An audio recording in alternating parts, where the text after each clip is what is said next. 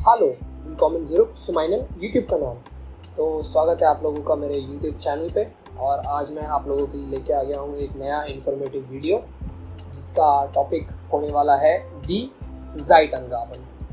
अब ये ज़ाइटअनगाबन होता क्या है? हम इसको इंग्लिश में बोले तो टाइम डेजिग्नेशंस और हम अपनी हिंदी भाषा में बोले तो समय की जानकारी देने वाले शब्द या फिर प्रेपोजिशंस।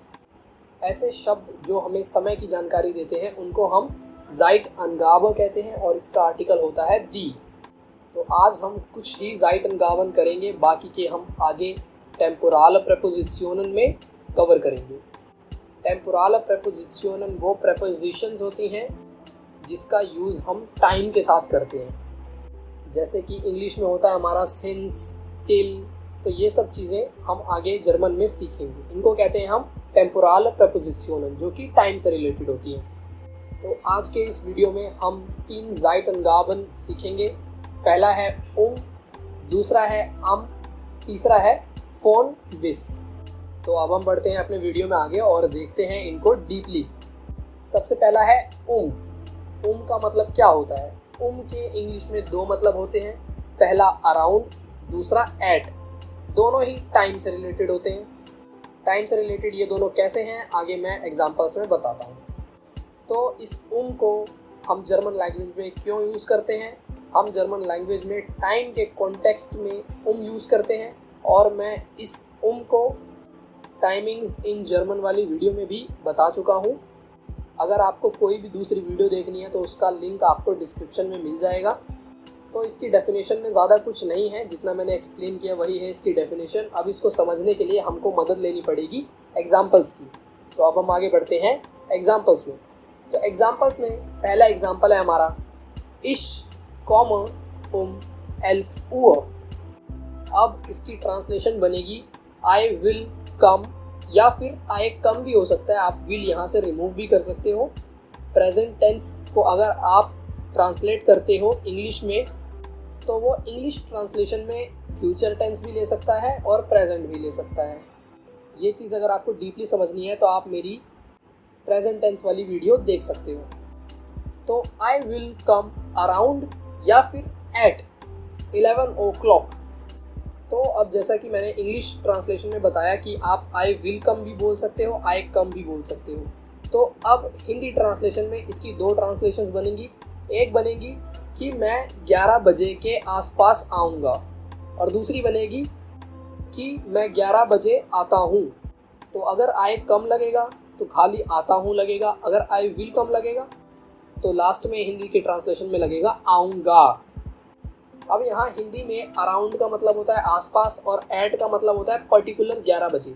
तो जर्मन लैंग्वेज में आप यूज़ कर सकते हो अगर आपको पर्टिकुलर बताना है तो, और आसपास बताना है तो भी।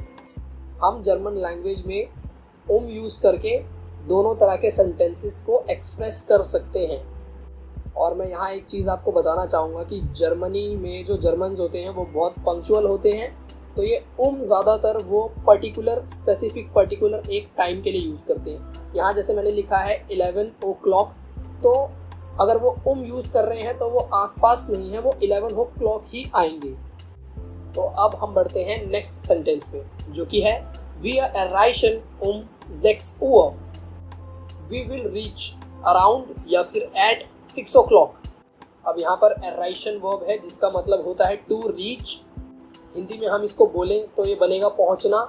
तो अब इसकी हिंदी ट्रांसलेशन बनेगी हम 6 बजे तक पहुँचेंगे या फिर हम 6 बजे पहुँचेंगे। तो यहाँ पर टाइम के कॉन्टेक्स्ट में यूज़ हुआ है, आप ये साफ साफ देख सकते हो इन सेंटेंसेस में। तो अब इसी के साथ हम बढ़ते हैं आगे नेक्स्ट ज़ाइटअनगाबन पे। नेक्स्ट ज़ाइटअनगाबन है हमारा और ये मैं पिछली ही वीडियो में बता चुका हूँ कि ये जो प्रेपोजिशन है ये 2 वर्ड्स से मिलके बनी है, अन और देम।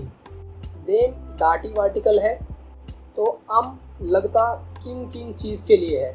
तो सबसे पहले लगता है डेट के कॉन्टेक्स्ट में। सेकंड लगता है डेज ऑफ द वीक के कॉन्टेक्स्ट में, मतलब संडे, मंडे, वेडनेसडे, ट्यूसडे, ये सब। और तीसरा है a particular part of the day, मतलब सुबह, शाम, दोपहर, रात, इन सब के कॉन्टेक्स्ट में हम am का यूज़ करते हैं। तो अब मैं आप लोगों को एक इम्पॉर्टेंट चीज़ बता देना चाहता हूँ, जो कि एक बोनस टिप भी है। तो ये am जो है ये खाली उन्हीं नाउन्स के आगे लगेगा जो कि मस्कुलिन है। जर्मन लैंग्वेज में जितनी भी डेट्स होती हैं सारी मस्कुलिन होती हैं, जितने भी डेज होते हैं सारे मस्कुलिन होते हैं, और दिन के समय जितने भी होते हैं वो सारे मस्कुलिन होते हैं, केवल रात को छोड़ के।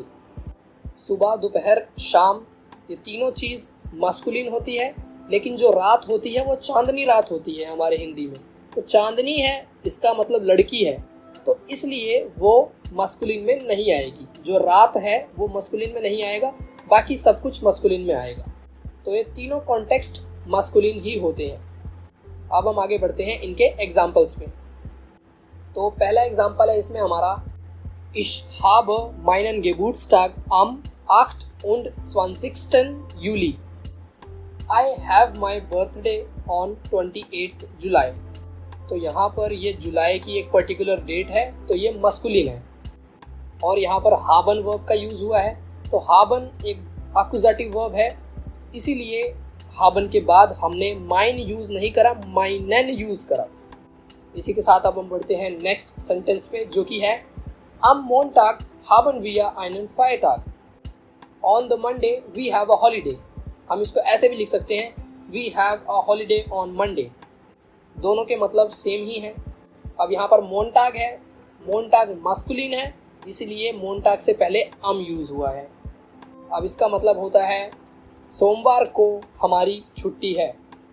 तो अब बढ़ते हैं नेक्स्ट एग्जाम्पल पे, जो कि है Am Morgen gehe ich in die Schule. am morgen का मतलब होता है in the morning, I go to the school. सुबह मैं स्कूल जाता हूँ। तो अब मैंने यहाँ सुबह का यूज़ किया, तो ये सुबह जो है ये दिन का एक पर्टिकुलर समय है और ये मस्कुलिन है, तो इसीलिए मॉर्गन से पहले am का यूज़ हुआ। मैं एक बार दोबारा रिपीट कर देना चाहूँगा कि जो रात होती है वो मस्कुलिन नहीं होती, बाकी दिन के सारे समय मस्कुलिन होते हैं। तो अब हम बढ़ते हैं हमारे लास्ट ज़ाइट अनगाबो पे, जो कि है फ़ोन बिस। मुझे ये वाला ज़ाइट अनगाबो बहुत ही इजी लगता है और हम इसको टाइम के ड्यूरेशन के कॉन्टेक्स्ट में यूज़ करते हैं। फॉर एग्ज़ाम्पल, जैसे हम हिंदी में बोलते भी हैं कि सोमवार से शुक्रवार, सुबह 9 बजे से शाम के 6 बजे, तो ये जो टाइम ड्यूरेशन है सोमवार से लेकर शुक्रवार तक का, सुबह 9 बजे से लेकर शाम के 6 बजे तक का, इसके लिए हम फ़ोन और बिस का यूज़ करते हैं। अब हम देखते हैं इनसे जुड़े कुछ इजी एग्जाम्पल्स। तो पहला एग्जाम्पल है हमारा Wir arbeiten von Montag bis Freitag. We work from Monday to Friday. हम सोमवार से शुक्रवार तक काम करते हैं। यहाँ पर arbeiten वर्ब का यूज़ किया गया है और इसका मतलब होता है to work, हिंदी में हम इसको बोलें तो काम करना। अब इसी के जैसा सिमिलर एग्जाम्पल है हमारा Ich arbeite von 12 bis 9 Uhr. I work from 12 to 9. मैं 12 से 9 काम करता हूँ। तो इन दोनों एग्जाम्पल्स में हमने टाइम ड्यूरेशन बताया है।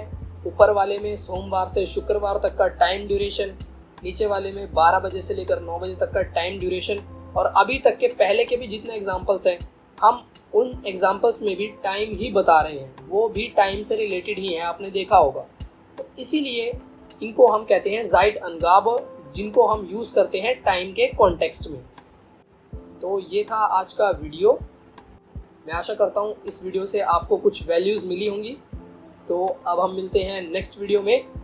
बिस zum nächsten Mal। Tschüss।